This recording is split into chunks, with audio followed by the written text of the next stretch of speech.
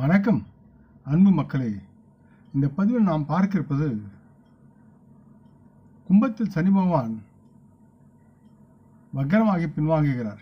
இதனால் மேஷம், ரிஷபம், மிதுனம், சிம்மம், கன்னி, தனுசு ஆகிய இந்த 6 ராசி மக்கள் எதிர்மறையாக பாதிக்கப்படக்கூடிய சூழல் இருக்கிறது. 2024ஆம் ஆண்டு ஜூன் 23ஆம் தேதி நடைபெறவுள்ள கும்பராசியின் சனி பகவானுடைய பின்னடைவு மற்றும் அது சார்ந்த ராசி மக்கள் எவ்வாறு பாதிக்கப்படுகிறார்கள் என்பதை பற்றி இப்பதிவில் நாம் விரிவாக பார்ப்போம்.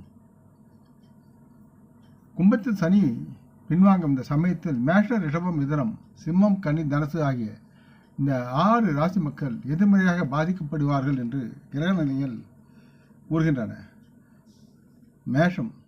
மேஷ ராசி மக்களுக்கு 10ஆம் வீட்டையும் 11ஆம் வீட்டையும் சனி பகவான் ஆட்சி செய்கிறார். இது லாபத்தின் 11வது வீட்டில் பிற்போக்கு மாறும்.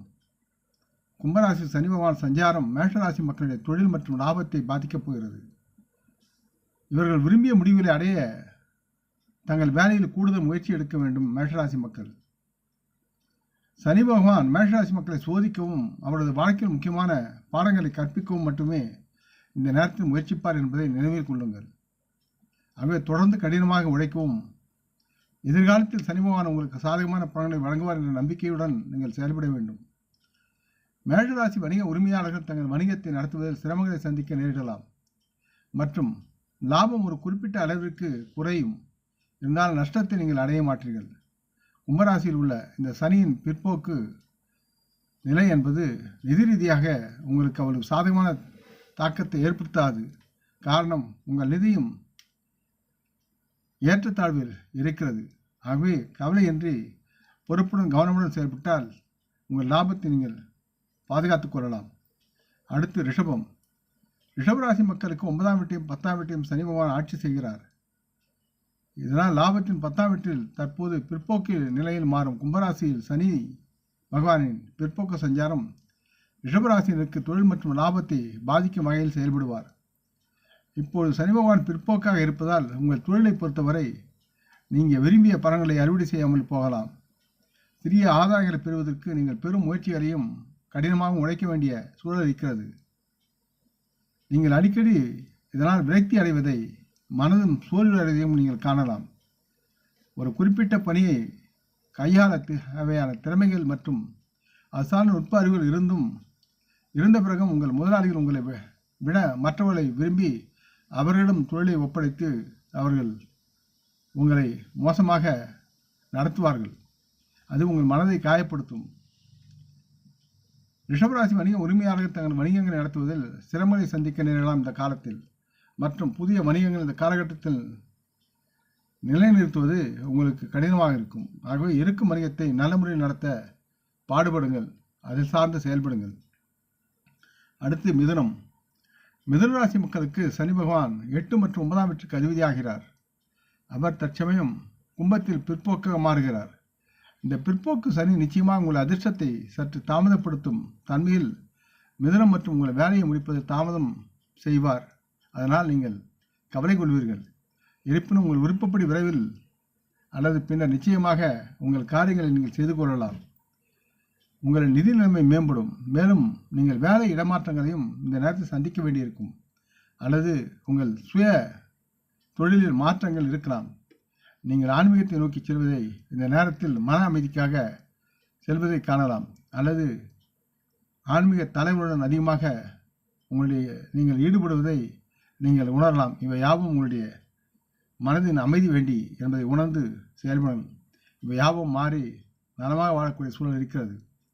அடுத்து சிம்மராசி மக்களுக்கு சனி பகவான் 6 மற்றும் 7ஆம் வீட்டுக்கு அதிபதியாகி தற்சமயம் 7ஆம் வீட்டில் பிற்போக்கு நிலையில் இருக்கிறார். இந்த காலகட்டத்தில் உங்கள் போட்டியாளர்கள் அதிகப்படியான போட்டியை நீங்கள் எதிர்கொள்ளக்கூடும் என்பதால் வணிக உரிமையாளர்களுக்கும் தொழிலாளருக்கும் தொழில் செய்வதற்கும் இது அவ்வளவு நல்ல செய்தி அல்ல. உங்களின் பொருளாதார நிதி ஆதாயங்களின் அடிப்படையில் இந்த காலகட்டம் மிகவும் சிறப்பாக இருக்காது மற்றும் உங்கள் செலவுகளில் இந்த நேரத்தில் உயரும். நீங்கள் நிதி ஆதாயங்களை பெறுவதற்குண்டான சாத்தியக்கூறுகள் இப்பொழுது இல்லை. அதை எதிர்பார்த்தை விட மெதுவாக வருமானம் இருக்கும். நீங்கள் வேலையில் உங்களின் பொறுப்புகளால் ஏற்றப்படுவீர்கள்.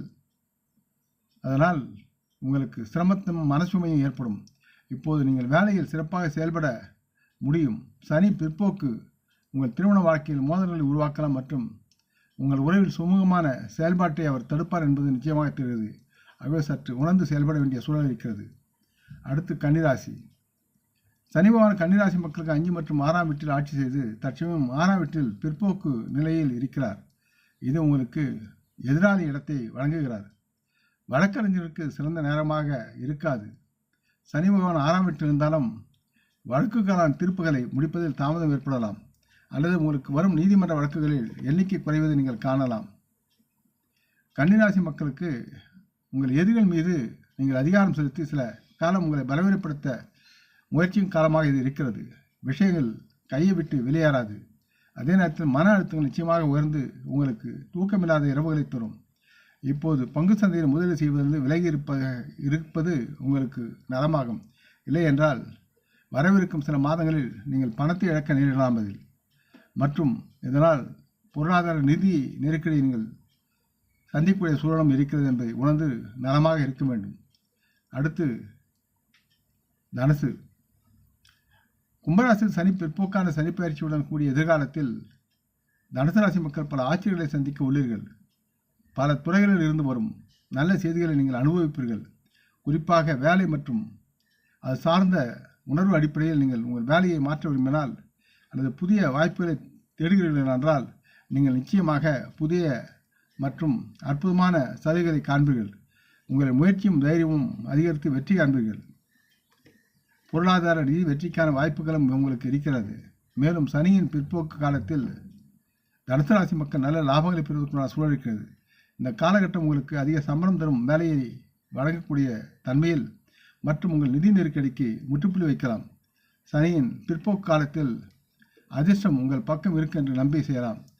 இந்த மேற்கூறிய ராசிகள் தனுசு ராசிக்கு மட்டும் இந்த பிற்போக்கு சனியின் தன்மையால் நன்மைகள் அதிகமாக உருவாகும் என்று நம்பலாம். ஆக இந்த பதிவை நீங்கள் விரும்பியிருப்பீர்கள் நம்புகிறேன். அப்படி இருந்தால் நீங்கள் இதை உங்கள் நலவரிமையில் பகிர்ந்து கொள்ள வேண்டும் என்று கேட்டுக்கொள்கிறேன்.